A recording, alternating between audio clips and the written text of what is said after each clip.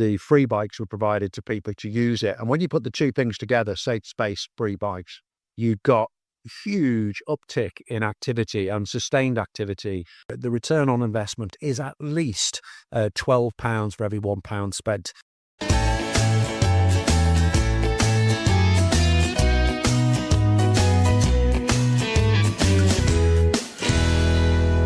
Welcome to Calling All Stations, the transport podcast.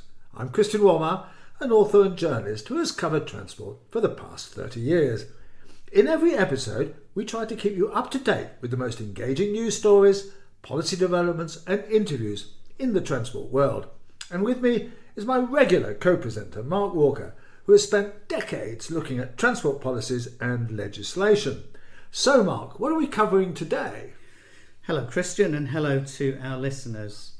A little later in this episode, you have an encounter with an Olympic legend talking about cycling.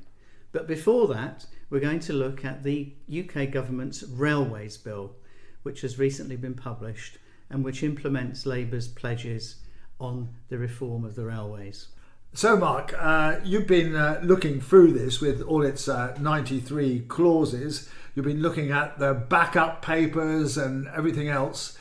And obviously, we're not going to have time to go through it in enormous detail, but, give us a few headline thoughts about the bill and whether it was what you expected and how you see it proceeding from here.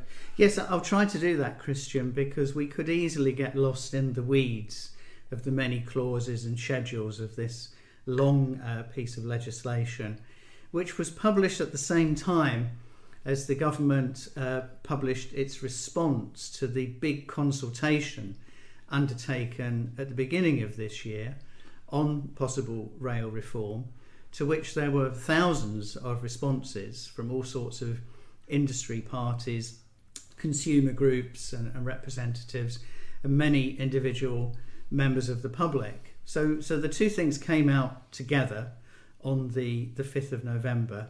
But what I'm going to try to do in our discussion today is concentrate on the bill itself and what it tells us about the UK government's direction of travel. So despite the 5th of November, no explosions in it? Well, no, but a few surprises, right. you might say. And one of them, which loyal listeners will be familiar with from our examination of the Conservatives' previous attempts at rail reform until they were defeated in the general election of 2024, is that you may recall that the previous government's draft rail reform bill, although it was aimed at setting up something called Great British Railways, didn't actually mention Great British Railways.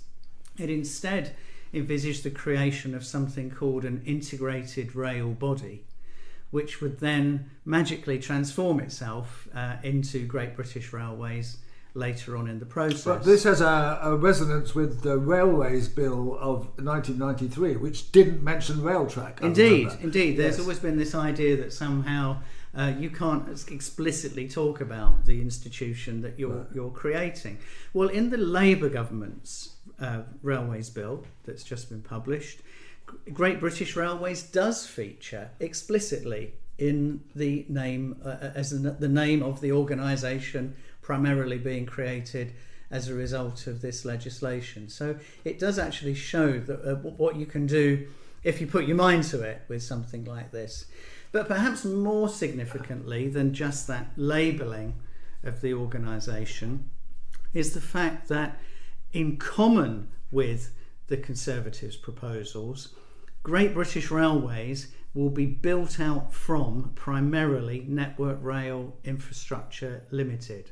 So Network Rail Infrastructure Limited and its 40,000 or so employees become the bedrock of the new organisation.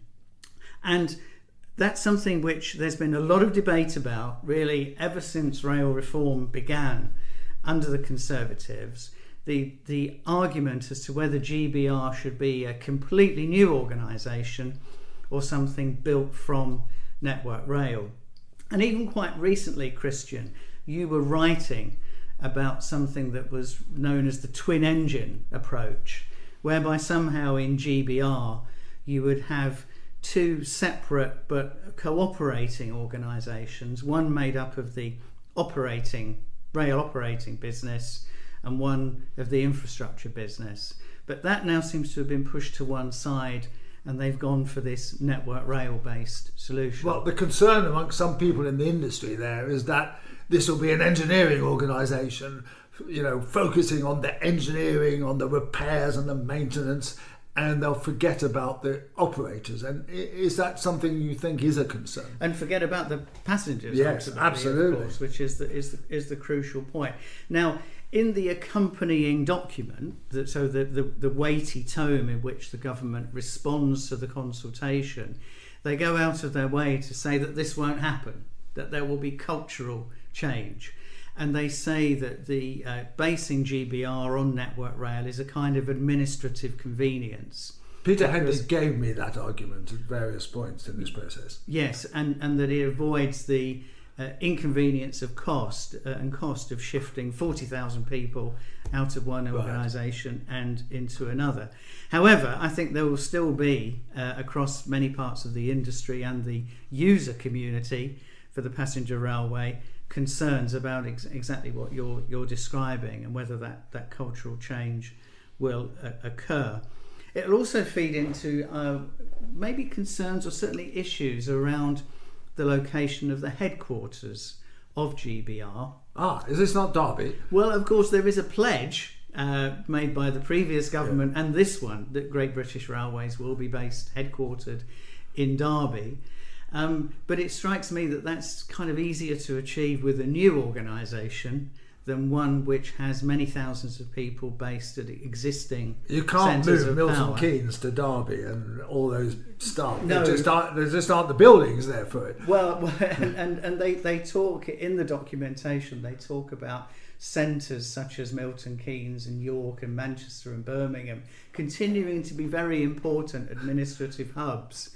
But one does wonder how many people will actually be moving to Derby. And I would think that during the passage of the bill, Derby's representatives and lobbyists are going to be making a very strong case for the maximum possible shift to Derby by the GBR organisation. Okay, so we're going to have an organisation called Great British Railways. It's going to be sort of in Derby. What else do we know from this weighty bill? Well, the next thing I'd like to turn to is something that features in the legislation on the face of the bill, which is something called the long-term rail plan. So there's going to be one, and I think that is in itself a significant development. But isn't this just the control period that Network Rail operated on? No, it's more than that. It's more than that. So there are a lot of references to the control period process and how that will continue in a modified form under the new GBR structure. So some listeners may know that essentially Network Rail's spending plans are determined on a 5-yearly basis known as a control period, which is a kind of complex negotiation, almost a dance between Network Rail, the government, the Scottish government, importantly, and the Office of Rail and Road to determine what a fair level of taxpayer support for Network Rail is, and also a fair level of access charges being paid by the operators. Now, of course, with most of the operators being in the public sector, and with the government taking a much more direct role in controlling Great British Railways, the rail industry in its entirety, that process needs to change. But in addition to that, there's going to be this long-term rail plan. Oh, so it's an addition. So there's going to be both these things. Both of these things. So what the bill actually says about the long-term rail plan is, in fact, it's called the Rail Strategy. And the Secretary of State must prepare and publish a document that sets out the Secretary of State's long-term strategy for the development and use of the railway network in Great Britain and the railway services that the Secretary of State wishes to see provided in Great Britain. And the Secretary of State has to keep that strategy under review may also revise and replace it, which is a bit of a trapdoor potentially, should there be a change of government. And there's extensive provision for consultation on this long-term rail strategy with the devolved administrations, so Scotland and Wales in particular. When we're talking long-term, do we know what does that mean? So the bill and indeed the explanatory notes are silent on the length of the long-term strategy. And I can imagine that's an issue that would be picked up by campaigning groups and parliamentarians as the bill goes through. You may recall, listeners may recall, that the previous government was developing a 30-year strategy for the railways, which never actually saw the light of day during the extensive and lengthy rail reform process under the Conservatives. My hunch would be that Labour might be working on a rather shorter horizon, perhaps of 10 years for their strategy. And do you think this will set out, say, we want a high-speed rail line between here and there, or we want kind of to revamp the main line between here and there, or what? I mean, is that the sort of thing you want to be? Well, it's an interesting point to speculate on, Christian, because in fact the bill, the response to the consultation and the explanatory notes, as far as I can see, don't mention high speed 2 at all, let alone any services that might actually operate on them. So of course this may be in the detail of the strategy and all the work and consultation around it which eventually emerges. Okay, so what else have we got in this enormous bill? So of course this is the second major piece of legislation that the Labour government has introduced affecting the railways. The first last year, which was rushed through at amazing speed, was the bill to enable the return to public ownership of the franchised train operations in England, or those franchises that were based in England. Of course, that's being implemented progressively every couple of months, and other train operators. We've had Greater Anglia recently, for example. Absolutely, yeah. So this is all ongoing. So what that also then triggers is a big change to the way that access to the railways is going to be managed, because Great British Railways will be responsible for providing access to its own network for its own services, which is different from the horizontally separated railway we've had for the last 30 years ago, whereby Network Rail was a kind of neutral provider of access to services that were owned and operated by other organisations. But it's a little bit more complicated than that, because of course there will be continued operation of trains that are not part of Great British Railways. So for example, ScotRail and Caledonian Sleeper that are under the control of the Scottish Government, Transport for Wales rail services under the control of the Welsh Government, London Overground services and Elizabeth Line services in and around the capital, Merseyrail electrics, and of course the open access operators, which is it has always been one of the most controversial aspects to this reform process, previously under the Conservatives and now under Labour. And Labour's blown hot and cold over open access. So when Labour came to power and Louise Haigh was the Transport Secretary, perhaps somewhat counterintuitively, Louise Haigh was a big enthusiast. Let a thousand flowers bloom. Indeed. Yes. And of course, in the early days of the Labour government, some big rolling stock orders were announced on the back of anticipated new open access by operations. First Group and others. That's right, big ceremonies at the factories and so on, involving ministers.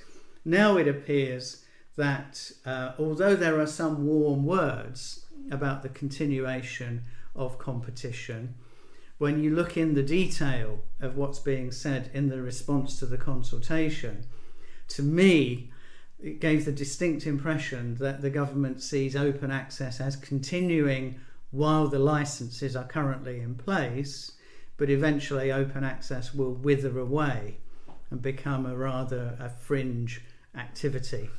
So that's a really, really important point, and I think probably going to be one of the main battlegrounds on the bill as it works its way through Parliament. And surprisingly, perhaps not just in the House of Lords, because there are many communities, many of them nowadays represented by Labour MPs, who feel that they benefit from open access services and wouldn't otherwise be served by the regular train operators. Well, as I understand it, I mean, they're not going to go and try and end Hull Trains or Grand Central.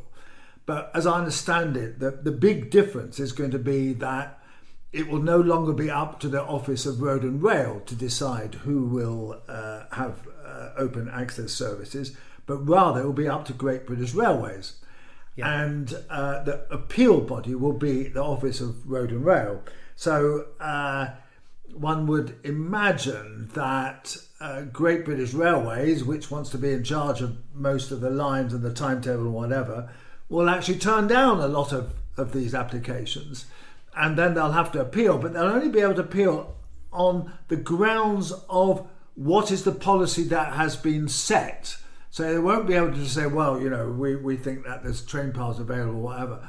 They'll be able to appeal on the basis of, you know, the fact that Great British Railways will have a set policy about this, and only if they've disobeyed that policy will they get a successful appeal. So I think it's a pretty narrow scope for the open access operators. Yes, and of course access doesn't just apply to the passenger railway either, because freight operators have to apply for access to the network on a similar basis to the open access operators. So do you have any feeling about what our friends in the freight industry feel about this? Well, I think you can see the effects of their lobbying on the bill and on the explanatory notes, in that there is going to be a pretty heavy obligation on the Secretary of State and GBR to grow rail freight. Right. So they can only do that if they grant the paths and the capacity at the times that the freight operators need to run in order to grow their businesses. But having said that, I still think the tone of the documentation, it does say on a number of occasions the network is very busy, the network is very full. Some assets are operating at capacity. So I think there are going to be ongoing pressures around this, and I would expect the rail freight lobby to look for even stronger assurances on the face of the bill and spoken by ministers as the bill makes its way through Parliament. One of the things that the public really cares about, of course, are fares and ticketing and the like. What's the bill saying about that? Well, in the sort of explanatory notes, one of the things that's criticised about the present structure of the rail industry is the multiplicity and complexity of fares and the possibility of having so many different fares between two locations. And there's a desire to simplify that. Now, we know that's going to be achieved in part through the amalgamation of all of the existing ticketing platforms of the train operating companies that have been brought back into public ownership. So there's going to be a kind of GBR platform for ticketing, which is going to be a hell of a big beast and have enormous market power. There's provision for Wales and Scotland, London to continue to have their own ticketing systems. And there are warm words about the competition from the third party retailers. Probably warmer words about those than there are about the open access operators that are in a similar position. But that's from the perspective of the third party retailers, is kind of an improvement on where they were quite recently with Labour, and also, of course, where they were in the early days of the Conservative. Yes, when they were going to wipe them all out and have all tickets sold via GBI. It was an amazing piece of Stalinist legislation that come from a Conservative government. That's right. I mean, I'm all in favour of that, but then I'm an old Stalinist. So,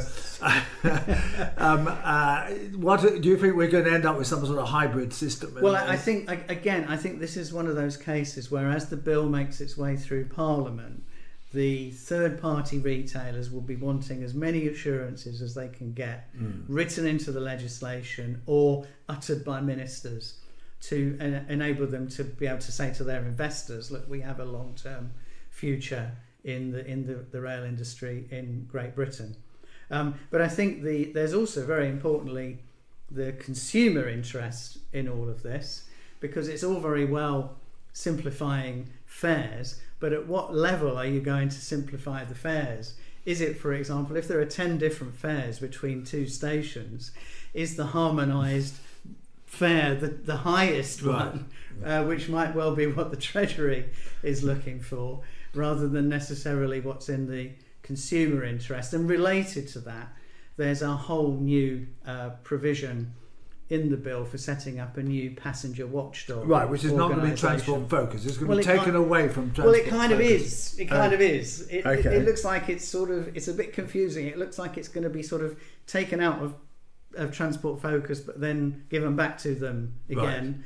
And that's all a bit confusing, because transport focus, although it was originally primarily a rail organisation, Rail Passengers Committee, right, I think was its original. Well, in the old days, yes, there was now Train Users Consultative Committees. You're old enough to remember this. Well, indeed, yes. And but it's gone through several kind of iterations and evolutions, and now deals with trams and buses and roads, all sorts of a whole variety of consumer protection issues. So I'm not sure we're entirely clear yet about how this reform sits, and just what additional safeguards are going to exist for rail passengers. So of course another key aspect which in the run-up to the legislation the Labour government has given a lot of emphasis to is devolution, but I always think there's a bit of a contradiction there, because they want both devolution but they also want kind of the heavy hand of the state to control things. So how have they squared that little equation? Well, I think it's just worth reflecting, Christian, on the fact that when the railways were privatised in the 1990s, there was no devolution. So there was no Scottish Parliament, there was no Senedd in Wales, there were no directly elected mayors in London or anywhere else when the railway's present structure was set up. And then incrementally over the last 30 years, or since the turn of the century, the setting up of these new institutions has brought with it various degrees of powers over the rail system. At its most highly developed form in the case of Scotland, where there is full devolution over most infrastructure investment decisions, and they have their own funding settlement for Network Rail. There's a sort of halfway house in Wales, where there's a lot of influence over the passenger services, less over the infrastructure, and then various deals in London and the other cities around their powers, duties, and obligations. So what this bill tries to do is kind of wrap all that up, bring it up to date, and reflect the reality of the current situation. But I think there's going to be a lot of incremental discussion around this as well, with some of the national and city region leaders looking to acquire more powers, and with that more money and more control and influence over the system in their areas. Yes, because there's not just the big local mayors like I don't know, London and Manchester and whatever, but there's also, like for example where you live, there's a mayor for Cambridgeshire. We have a metro mayor for Cambridgeshire and Peterborough. And so will they expect to get some devolved powers over the railways? But you can't really quite see how that would work. No, there are all sorts of shades of grey in between this, and of course local government reform in England, which is going on in parallel, means that we'll have even more metropolitan combined authorities with directly elected mayors within a couple of years. So there's a further complexity to this. At the same time, so you've got this sort of, in a sense, there's these pressures that kind of pulling the railway apart to reflect local needs, at the same time as they're trying to put the railway back together as a vertically integrated and nationally controlled body. And you do wonder if at some point there's going to be a kind of a schism here. I've always thought that there was a tension between those two. But anyway, well, thank you very much for that, Mark. That's some been a great analysis. And where can people find out more? Well, what we should say is that the bill itself, although it's been published, right now as we speak, doesn't have a date for its first big debate in Parliament, but that will probably take place during the month of November. And from then on, if you would like to further information, if you go to the website of my company, Cocketamus Limited, we have on there a flow chart that tries to explain in the simplest possible way the various stages that the bill will go through, all the way to finally being approved by the King, probably next summer. So do have a look at that, and do get in touch with Christian or myself if you'd like any further information. Thank you, Mark. We've been talking about Parliament and legislation. Well, Christian was in Parliament recently meeting Olympic cycling legend Chris Boardman, who's also the chair of Active Travel England, at the launch of a publication promoting a scheme to make bicycles more easily available to people on lower incomes, and with the opportunities that that could potentially bring to them. And here's Christian's discussion with Chris. I'm at the House of Lords, where I've just been to the launch of a pamphlet around a fantastic scheme that is about giving free bikes to poorer people in the community, which gets them active and which enables people to get around free, and really kind of is a very liberating experience. And I'm with Chris Boardman, who's the chair of Active Travel England, which supports the scheme, and was here at the launch. So, Chris, tell me a little bit about what exactly these schemes are about.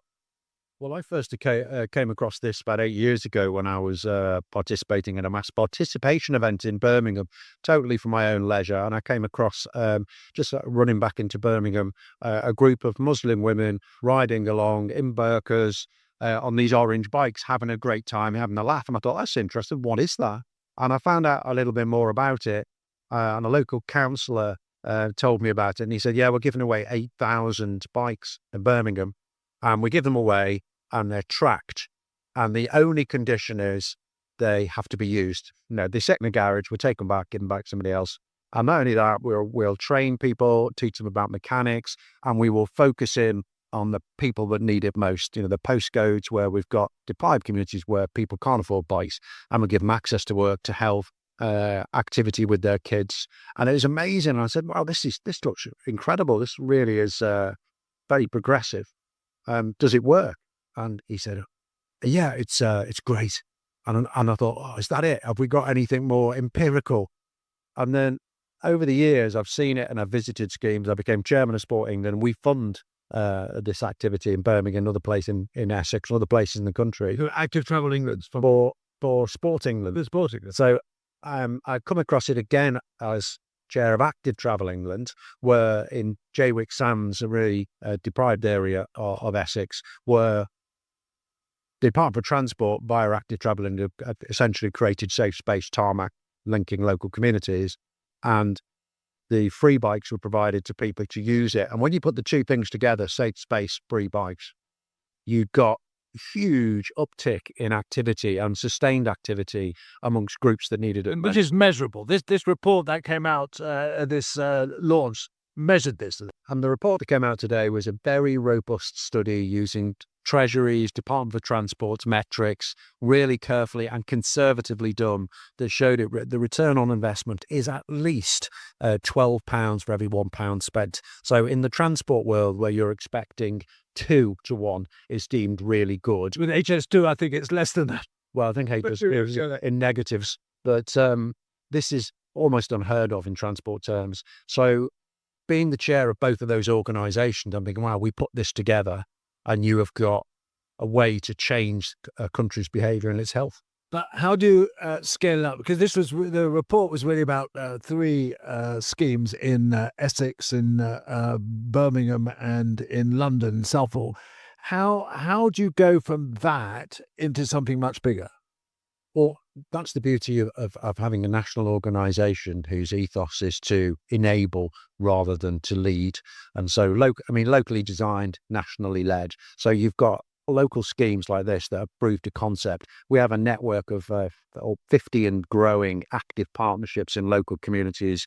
We liaise with over 60 national governing bodies of sport. We have a network already to use to do this, and we can then enable it, and we can spread that best practice around the country. We can mix it in with transport. So I have a really good working relationship with all of the metro mayors in England, who together combined represent a third of the population, 20 million people. And when you go, right, if you're going to do safe space around schools for travel, link in with this scheme to activate that safe space that you're making, and suddenly it really works. So hopefully we can bring national and local together in that way. But the trouble with Chris, I'm an old hand like you. This is a fantastic idea. 12 to 1 and all that is absolutely amazing kind of return. But, I could just see the kind of politicians and the councillors saying, oh, yeah, it's all great, but we don't have any money or anything. How do you get around that? Well, we do have money. So Sport England would typically fund this kind of activity. And we are currently in the process of really refocusing what we do. So we've been out into communities, we've enabled people, and we haven't told them what to do. We've explored.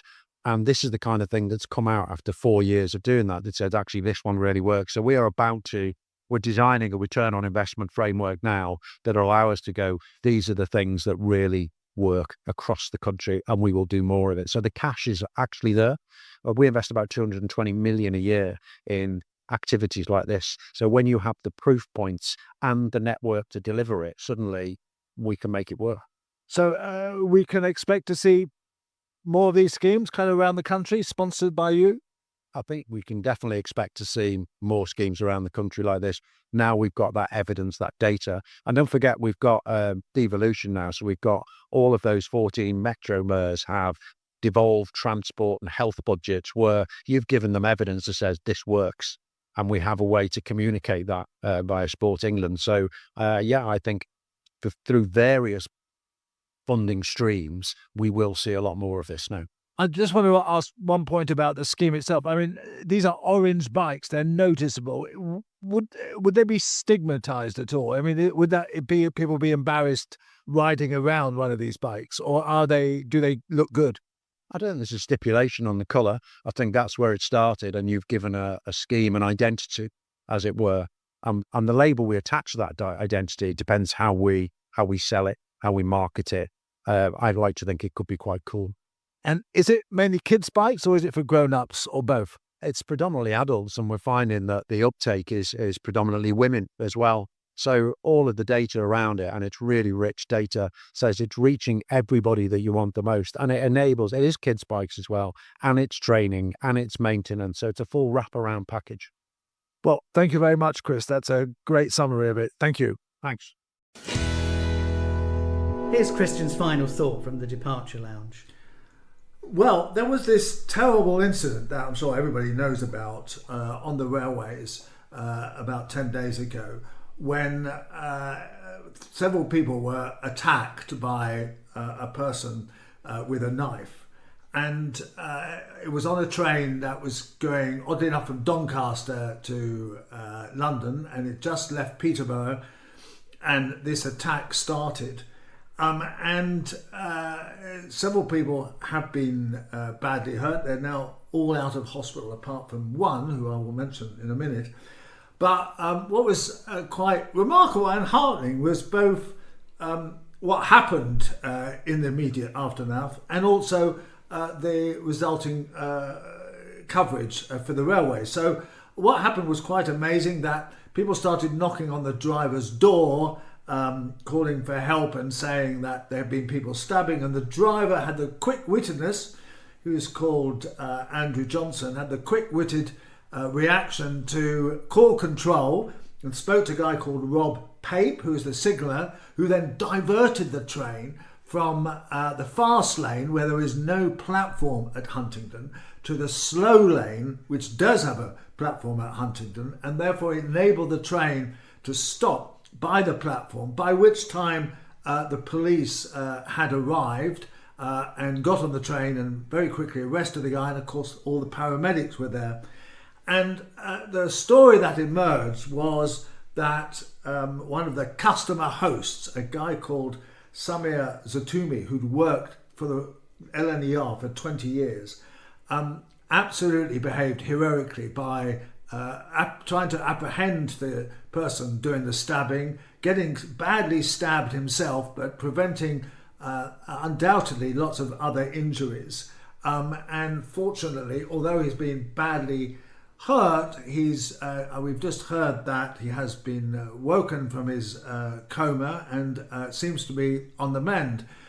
And the railways rightly have had a lot of good coverage about this, showing both the importance of having trained staff on board, of practicing for these sort of events, of railway people being very quick to react, and also the very fact that the whole railway community came together so quickly. The emergency services arrived, the ambulances arrived, and the whole thing was brilliantly handled, and rightly so. The railways have had good publicity out of what was an awful, terrible incident.